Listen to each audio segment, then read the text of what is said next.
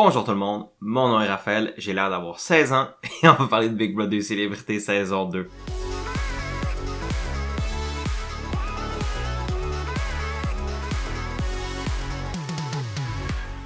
Aujourd'hui, on va couvrir l'épisode 57 de Big Brother Célébrité saison 2 où on a vu le résultat de la dernière vraie compétition du patron de la maison qui allait nous indiquer alors qui allait être la première finaliste de la saison entre Éléonore, Trana et Stéphanie. Donc c'était quand même un moment excitant pour la fin du show. Et malheureusement, on n'a pas vu les nominations de la patronne qui a remporté l'épreuve, mais on a vu une direction, au moins les idées et les scénarios qui seraient le mieux pour elle. Et on a aussi vu l'apparition d'une nouvelle boîte. Donc on a beaucoup de choses à se dire et on va passer au cœur de la vidéo maintenant. Comme je l'avais mentionné dans ma vidéo d'hier, j'avais plus couvert ce que l'épreuve était en tant qu'épreuve et non les événements de l'épreuve. Et là, je vais rentrer dans les événements de l'épreuve, l'épreuve qui s'appelait Menu équilibré, que j'ai encore une fois beaucoup aimé.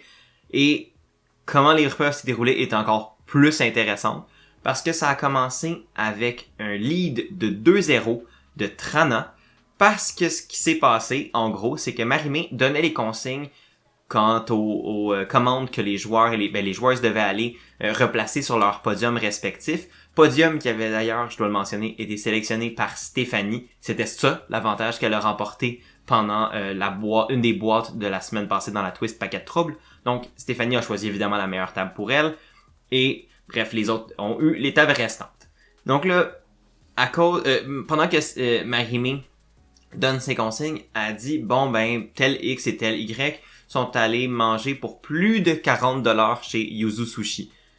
L'affaire, c'est que Stéphanie n'avait pas compris que c'était plus de 40$ et pensait que c'était 40$ exact. Et elle a eu l'air d'une belle nouille quand elle avait la bonne réponse. Et elle est restée devant son buzzer pendant une bonne vingtaine de secondes comme ça.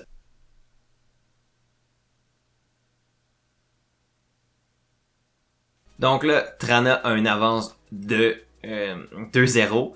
Et pendant ce temps-là, t'as Hugo en arrière qui est en train de mourir de stress. La troisième ronde, ben là, le système de dépasser le montant est tombé. Et là, il fallait vraiment donner un chiffre exact. Et là, c'est là que les talents de mathématiques de Stéphanie et sa vitesse de calcul sont arrivés à point. Elle a réussi à remporter la troisième ronde. Quatrième ronde, là, puis il faut que je le mentionne, les ingrédients commençaient à disparaître de la table parce qu'une fois qu'ils les mettaient dans leur structure, ils étaient plus en jeu. Donc là, les bonnes pièces venaient à manquer, ce qui a amené à ce que la quatrième ronde soit buzzée en premier par Léo qui avait une erreur, donc elle a perdu sa possibilité de gagner cette ronde-là, et par conséquent aussi l'épreuve à ce moment-là. Vu qu'on était à la ronde 4, elle avait toujours pas de points. Donc, ça se voit vraiment entre Stéphanie et Trana, sauf que là, les deux avaient pris exactement les pièces que l'autre avait besoin en fait pour réussir. Donc, la ronde 4 a été annulée. Donc, la ronde 5, le Trana menait 2-1. Et c'est Steph qui l'a remporté la ronde 5. Donc là, c'était une égalité de 2-2. Il y a eu un prix d'égalité qu'on a vu dans l'épisode du lundi soir. Prix d'égalité qui a été ultra serré entre Steph et Trana, mais que finalement, c'est Stéphanie qui l'a remporté par peut-être même pas quelques secondes. Donc, c'était vraiment chaud. Mais Stéphanie remporte la patronat et donc un peu sa décision de la semaine passée d'éliminer Claudia pour l'instant semble avoir été la bonne parce que ça lui a permis entre autres de remporter le patronat cette semaine. Évidemment peut-être que Claudia aurait été pourrie dans l'épreuve et on le saura jamais, mais le Steph est assuré donc de sa place dans le Final 3. C'est la première finaliste de la saison et là elle, son immunité pour la semaine est garantie et là elle peut un peu regarder le portrait et voir qu'est-ce qui va se passer et essayer socialement d'influencer les choses. Mais il y a un élément qui est très important à mentionner avec le patron au Final 3, c'est qu'honnêtement, ces nominations comptent peu. Au sens où la grosse priorité du Final 4, c'est le veto. Dans le sens que là, les trois personnes qui sont pas le patron ou la patronne doivent se battre au veto pour s'assurer de leur survie cette semaine. Après ça, ben c'est la personne qui remporte le veto qui détient le seul vote pour évincer. Un peu comme la semaine passée avec Stéphanie. Donc, là, peu importe qui Steph met sur le bloc, honnêtement, ça change pas grand-chose parce que c'est la cérémonie du veto qui va déterminer qui a le vote pour évincer. Mais ça a quand même... les nominations originelles de Steph peuvent quand même avoir une influence, notamment sur ses relations, notamment sur la vision que le jury peut avoir des games de X ou Y, puis on va y revenir. Donc, Steph a quand même une job cette semaine et j'ai hâte de voir ce qu'elle va faire avec cette job-là. Je dois d'ailleurs mentionner probablement un de mes segments préférés de stratégie de la saison où on a vu Steph dans un segment qui s'appelait Miss Harvey montre les avantages et inconvénients. Les inconvénients, moi je me rappelle pas du nom, là, les avantages et inconvénients avec Miss Harvey, où dans le fond Stéphanie présentait les avantages et les inconvénients de se retrouver dans le Final 3 et dans le Final 2 avec tous les candidats restant dans la maison. Ça, j'ai trouvé ça génial. J'ai adoré que le show mette ça de l'avant parce que j'avais l'impression que pour une fois, on avait vraiment le vrai pouls d'une candidate patronne sur ce qu'elle avait comme option cette semaine. Elle a vraiment passé à travers les 3 personnes, Hugo, Trana et Léo, pour révéler pourquoi elle pensait pouvoir, que c'était une bonne chose ou non de les faire survivre à la semaine, ou qu'ils survivent ou non à la semaine. Pour Hugo, la raison pourquoi Steph veut le garder, c'est parce qu'elle pense qu'il va réciproquer son deal de Final 2 avec elle. Nous, on sait que c'est pas nécessairement vrai au sens où Hugo est quand même vraiment intéressé d'amener Léo à la fin. Donc, moi, ma question, c'est est-ce que Steph fait une erreur en pensant que Hugo veut assurément l'amener à la fin? Moi, j'ai l'impression que si Léo et Hugo survivent, sa présence dans Final 2 est pas encore garantie à 100%, au sens où il y a des réelles possibilités que si Hugo gagne le dernier patronat de la saison, ben, qu'il amène Léo, considérant que, ben, ils sont ensemble depuis super longtemps, et que je pense qu'il sait qu'il peut battre Léo à la fin. Puis elle pense qu'elle peut le battre, elle peut pas le battre dans l'épreuve physique selon elle, mais elle peut le battre dans les épreuves mentales et sociales, et comme on sait, dans le fond, le Final 3, de la manière que ça fonctionne pour le patronat, c'est que c'est une grosse épreuve en 3 parties. Donc la première partie, c'est une partie physique, donc c'est une épreuve généralement qui va amener les joueurs à avoir de l'endurance physique ou quelque chose comme ça. Donc, si Hugo est dans le Final 3, il y a des fortes chances qu'il remporte, mais c'est pas garanti, mais il y a des bonnes chances. Ensuite, il y a souvent une épreuve mentale, donc soit des calculs, soit de la mémorisation de choses, vraiment quelque chose de plus intellectuel. Et souvent la dernière épreuve, qui est l'épreuve finale, qui va se dérouler entre les gagnants des 2 premières parties que j'ai mentionnées plus tôt. La 3e partie est souvent une partie plus sociale. Donc, ça va être des questions sur les candidats et candidates, sur les événements qui sont passés dans la maison cette saison. Donc, Hugo est peut-être pas le meilleur dans ces épreuves-là, donc ça pourrait quand même donner un avantage à Steph si elle se rend à l'étape 3 contre lui. Mais faut faire attention, j'ai l'impression que Hugo a quand même développé des bonnes relations avec les gens, donc il est pas sous-estimé non plus. Bref, donc si Steph amène Hugo à la fin, moi j'ai une peur pour Steph que Hugo réciproque pas le deal de Final 2 et amène plutôt Léo. Ce qui serait honnêtement très justifiable pour lui. Donc, à voir. La deuxième personne est Léo. Évidemment, Steph sait que Léo est probablement la personne contre qui elle a le plus de chances de gagner. Par contre, la crainte qu'elle a envers Léo et la crainte qu'on a tous à peu près fait exprimer, c'est qu'on sait tous que Léo veut pas rien savoir d'amener Steph à la fin. Léo, pour elle, c'est Hugo et c'est tout ce qui compte. Donc, si Stéphanie amène Léo dans le Final 3 avec elle et Hugo, ben c'est sûr que si Léo gagne la dernière épreuve, elle se rend pas en finale. Sûr et certain. Donc, pour Steph, il y a clairement un certain danger à amener Léo à la fin, même si Léo est la personne qui peut le plus facilement battre. Donc là, c'est de peser le risque versus la récompense. Est-ce que Steph est vraiment confiante qu'elle peut gagner le dernier patronat? Et après ça, ben, soit amener Léo qu'elle peut absolument battre, ou amener Hugo à qui elle fait confiance puis à qui elle a fait un Final 2, puis qu'elle pense pouvoir le battre aussi. Donc ça, c'est important à considérer. Et la troisième personne est Trana. Trana qui semble être la plus grosse menace pour Steph selon elle, principalement à cause du principe qu'elle pense que Trana bat n'importe qui dans le Final 2.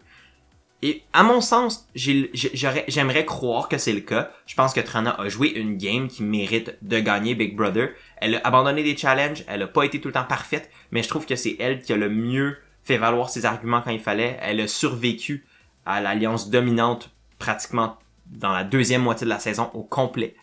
Donc, elle a une histoire potentielle en tant que joueuse et une histoire potentielle en tant que gagnante qui pourrait lui permettre de gagner. Donc, je comprends que Steph a cette crainte-là, et pour Steph, si elle amène Trana à la fin, elle a peur de pas pouvoir gagner contre elle.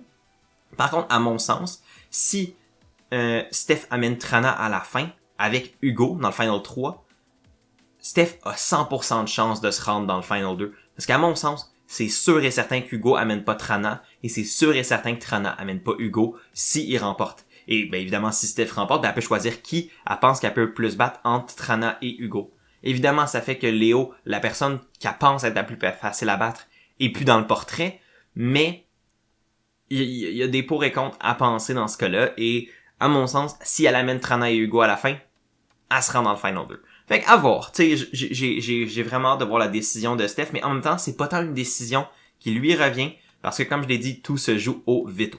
Mais je veux quand même réitérer, j'ai adoré cette scène-là parce que justement, ça nous a permis de comprendre les raisonnements des décisions de Steph, puis j'ai enfin l'impression de savoir exactement comment Steph pense dans la maison, comment Steph entrevoit les choses qui se passent dans la semaine, et j'ai pas eu l'impression d'avoir eu beaucoup de contenu comme ça cette saison. T'sais, j'ai pas l'impression d'avoir eu le plein potentiel de compréhension des raisonnements de tout le monde tout le temps. Et ça, des fois, c'est problématique parce que tu veux comprendre d'où viennent leurs décisions. Bref, une nouvelle boîte fait aussi son apparition dans la maison. Une nouvelle boîte qui est probablement ma préférée parce qu'elle a aucun impact sur le jeu. Parce que ce qui est contenu dans la boîte, c'est un message de la part des proches pour la personne qui la remporte. Et j'ai vraiment adoré que tout le monde, unanimement, sans même passer au vote, décide de le donner à Trana. Trana qui est la seule personne encore restante dans la maison qui a aucunement eu de message de ses proches, à part dans l'épreuve de une heure au paradis. Mais sinon, elle a aucunement eu de message vidéo avec ses proches. Elle a jamais eu de nouvelles de ses proches depuis presque 80 jours. J'ai vraiment aimé l'humanité du moment de donner le prix à Trana automatiquement de la part des autres. Ça a été une belle scène. Ça a été le fun pour Trana de voir qu'elle avait du monde qui l'encourageait et qui l'aimait. Elle a pas eu un parcours facile à Big Brother, fait que c'est le fun de voir que les gens étaient là pour la supporter et de l'avoir été émotive puis de remercier tout le monde de y avoir donné ça. C'était super cute. Et pour moi, c'est comme une manière de me racheter un peu avec les boîtes. Je trouve que celle-là était correcte. Il y avait pas d'implication sur la game. Elle a amené un beau moment télévisuel.